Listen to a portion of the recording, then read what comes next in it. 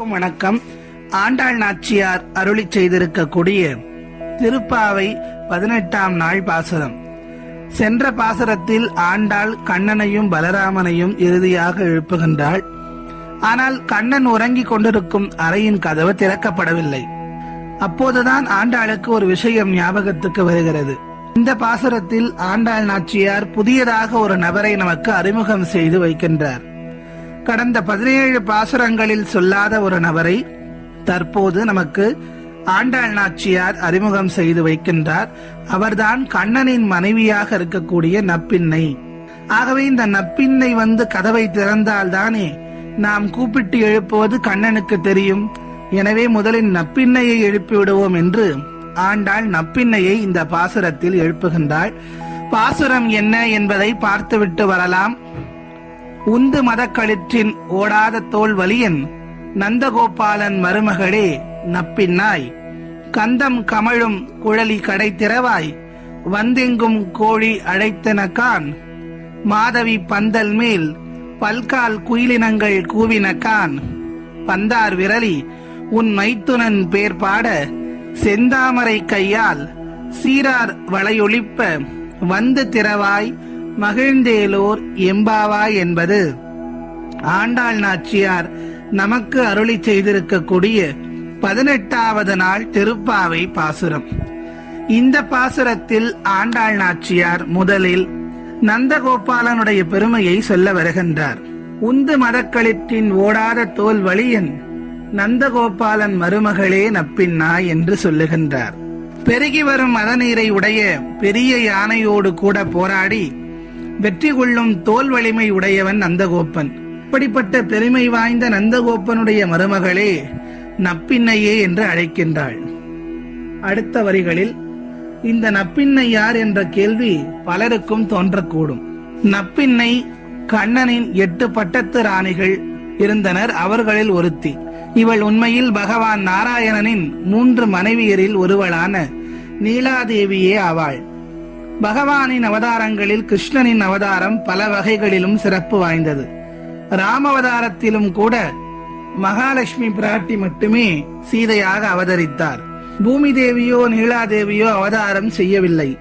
ஆனால் கண்ணன் அவதரித்த போது பகவானின் 3 தேவியருமே இந்த உலகத்தில் அவதாரம் செய்தனர்.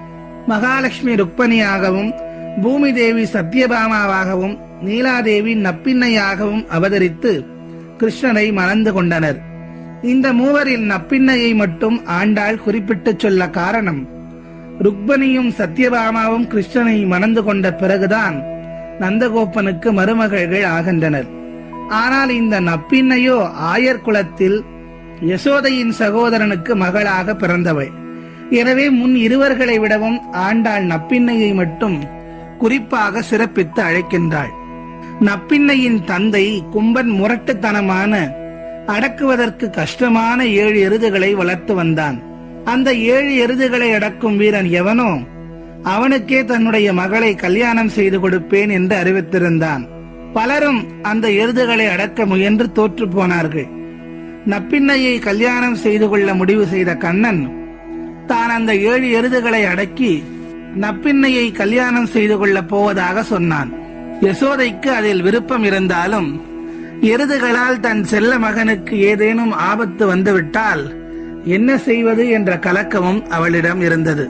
கிருஷ்ணன் யசோதையை சமாதானம் செய்துவிட்டு கும்பனின் நிபந்தனைப்படி 7 எருதுகளை அடக்கி நப்பின்னையை மணந்து கொள்கின்றான். இதுதான் நப்பின்னையினுடைய வரலாறு. இப்போது நப்பின்னை யாருடைய மருமகள், யாருடைய பெண் என்ற வரலாற்றை நாம் பார்த்திருக்கிறோம். ஆகவே நப்பின்னை அடுத்த பாசுரத்திலும் நப்பின்னையை பற்றித்தான் ஆண்டாள் நாச்சியார் சொல்லுவார். இப்போது நப்பின்னை யார் என்ற தெளிவு நமக்கு வந்திருக்கும். அடுத்த வரிகளில் கந்தம் கமழும் குழலி கடை திறவாய். முதல் 2 வரிகளில் நந்தகோபனை பற்றி பெருமையாக சொல்லிவிட்டார். இப்போது நப்பின்னையை பற்றி உயர்வாக சொல்லுகின்றார். கந்தம் கமழும், வாசனை நிறைந்த மலர்களை தன்னுடைய கூந்தலிலே சூடிக்கொண்டு அதனால் வாசனை சிந்தக்கூடிய கூந்தலை உடையவளே உன் வாசல் கதவை திறவாய் என்று சொல்லுகின்றார். அடுத்த வரிகளில் வந்தெங்கும் கோழி அழைத்தனக்கான், மாதவி பந்தல் மேல் பல்கால் குயிலினங்கள் கூவினக்கான். இப்போது இயற்கையிலே நடந்திருக்கக்கூடிய மாற்றங்களை சொல்லுகின்றார். கோழிகள் எல்லாம் நாலாபுரத்தில் இருந்தும் கூவிக்கொண்டிருக்கின்றன. அந்த சத்தம் கூட உங்களுக்கு கேட்கவில்லையா? மலர் பந்தல் மேல் குயிலினங்கள் கூவுகின்றன. பொழுது விடிந்துவிட்டால் பறவை இனங்கள் எவ்வாறு செயல்படுகின்றன என்பதை ஆண்டாள் நாச்சியார் நப்பின்னைக்கு உணர்த்துவதாக சொல்லி காட்டுகின்றார். அடுத்த வரிகளில், பந்தார் விரலி உன் மைத்துனன் பேர் பாட, செந்தாமரை கையால் சீரார் வளை ஒடிப்ப, வந்து திறவாய் மகிழ்ந்தேலோர் எம்பாவாய். பந்தார் விரலி என்ற வரிகளில் மலர் பந்துகளை போன்ற விரல்களை உடையவளே, கண்ணனை உறக்கத்திலிருந்து எழுப்புவதற்கு நீதான் எங்களுக்கு உதவி செய்ய வேண்டும். நீ எங்களுக்கு உதவினால்தான் கண்ணனின் அருளை நாங்கள் பெற முடியும். உனது சிவந்த மலர் போன்ற கரங்களில் விளையாடும் வளையல்கள் ஓசை எழுப்ப வந்து கதவை திறந்து கண்ணனை எழுப்பினால் நாங்கள் மகிழ்ச்சி அடைவோம் என்று சொல்லுகின்றார் ஆண்டாள் நாச்சியார். இந்த பாசுரத்திலே நப்பின்னையினுடைய அனுமதியோடு கண்ணனை மார்கழி நோன்பிற்கு அழைத்து செல்ல வேண்டும், வழிபடுவதற்கு அவரை அனுப்பி வைக்க வேண்டும் என்று ஆண்டாள் நாச்சியார் நப்பின்னையிடம் கோரிக்கை வைக்கின்றார். இந்த பாசுரத்தின் மூலமாக நமக்கு ஆண்டாள் உணர்த்த வருவது என்னவென்றால், பெருமாள் கோயிலுக்கு சென்றால் நேராக சுவாமி சன்னதிக்கு செல்லக்கூடாது, தாயாரைத்தான் முதலில் சேவிக்க வேண்டும் என்ற ஒரு நிபந்தனை இருக்கிறது. வீட்டிலும் அப்படித்தானே? அப்பாவிடம் கோரிக்கை வைத்தால் எதற்கு இதெல்லாம் என்று அப்பா மீசையை முறுக்குவார், வேண்டாம் என்று சொல்வார். அதையே அம்மாவிடம் சொல்லி அப்பாவிடம் கேட்கச் சொன்னால் அந்த கோரிக்கை 10 நிமிடத்தில் நிறைவேறிவிடும். இது போலத்தான் நாராயணரிடம் ஒரு கோரிக்கையை வைப்பதற்கு முன்பாக அதை தாயாரிடம் முன்னதாக சொல்லி வைத்துவிட்டால் அவனால் அந்த கோரிக்கையை தப்பவே முடியாது. செய்தே ஆக வேண்டும் என்று நம்முடைய தேவைகளுக்கு அவன் செவிசாய்ப்பான். நரசிம்மரின் கோபத்தை கூட அடக்கியவள் அல்லவா அவள். அதனால் கண்ணனின் மனைவி நப்பின்னையை எழுப்பி கண்ணனை எழுப்புகின்றாள் ஆண்டாள் நாச்சியார்.